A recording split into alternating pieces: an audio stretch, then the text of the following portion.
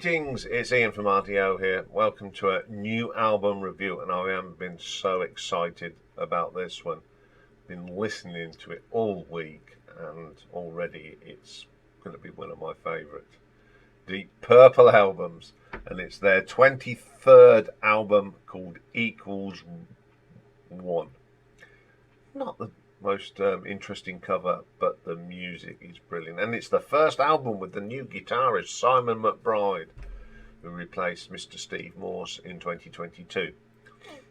So it's Mr. Pace, Mr. Glover, Mr. Gill and Mr. Airy and Simon McBride. I don't have to tell you what they play, because if you don't know what they play now, you really need to get out more. So let's go straight into the album, because it is a great track.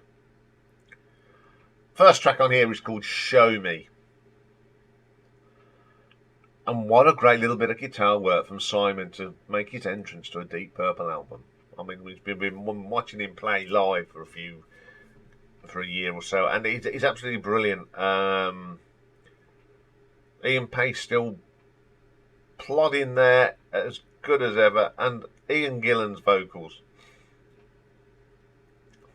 He's really looking after his voice now. He had a little bit of a grog a little while back, but he's come back as solid as ever. It's got a great guitar solo on it as well from Simon. You know, big shoes to fill from Steve Morse, and I think he's doing a great job. A fine track to open up this album. Second track on here is called A Bit on the Side. One of my favourite tracks already. Got this solid Roger Glover bass line as ever. Don Airy, and I've got an itchy nose.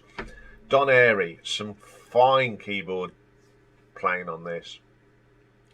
Someone also had big shoes to fill with the late John Lord, and he's doing a great job.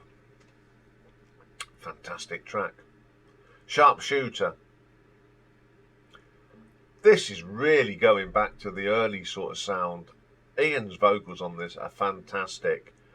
It's got that real heavy bass again. The drumming is great from Ian. You know, considering these guys, the older guys from the band, and well over pension age now, and they're still cranking out great music. What a good track that is. Portable Door. Now, this is the first track I heard off this album, and it just reminded me so much of Pictures of Home, that intro.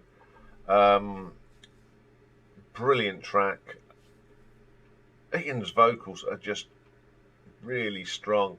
It's certainly got that Mark II engine room of Glover and Pace that just drive the song along. And these dulcet tones from Don Airy, another fine performance from him on this song.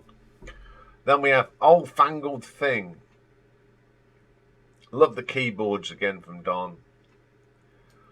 And it's got probably the best drum performance of Ian Pace on this album. It's sort of led by Don and Ian, who take it off into places. Absolutely killer track. But my favourite track on here already is called If I Were You. It's a lovely, bluesy, slow melodic track, and I think it's got the best guitar solo on this album from Simon. He sort of uses, he's got his own style, but he takes on Blackmore and Morse into this. He's doing a great job. I just love this track. Up next, Pictures of You. Driving riffs from Simon this time. That wonderful Hammond organ from Don. Proper Deep Purple track. Another great vocal from Ian. Absolutely on the money. I'm Saying Nothing. We've got an absolutely blinding bass line from Roger. It reminds me of that sort of, he did on A Gypsy's Kiss. That drivey sort of bass line. Everyone sort of hooks onto it, and away we go. Absolutely top draw song that is. Lazy Sod is their most current single. It's a great sound. It just sounds like a classic sounding Deep Purple track. that could have come any off of their Mark II albums. Iain's drumming is brilliant on here, and I like the tongue-in-cheek sort of vocal from Iain Gillan. Terrific track. Now You're Talking. Belongs to the Hammond organ of the one and only Mr. Don Airey. It's a steady bass line as well. Just what you need, and all them things you associate with Deep Purple. Nice little guitar bits from Simon. Just wonderful. No Money to Burn. Great vocal from Mr. Gillan. Ian Pace keeps that steady beat. Just incredible, incredible track. Then we have I'll Catch You. It's a slow ballad. Some great guitar bits on here from Simon. And then Iain Gillan.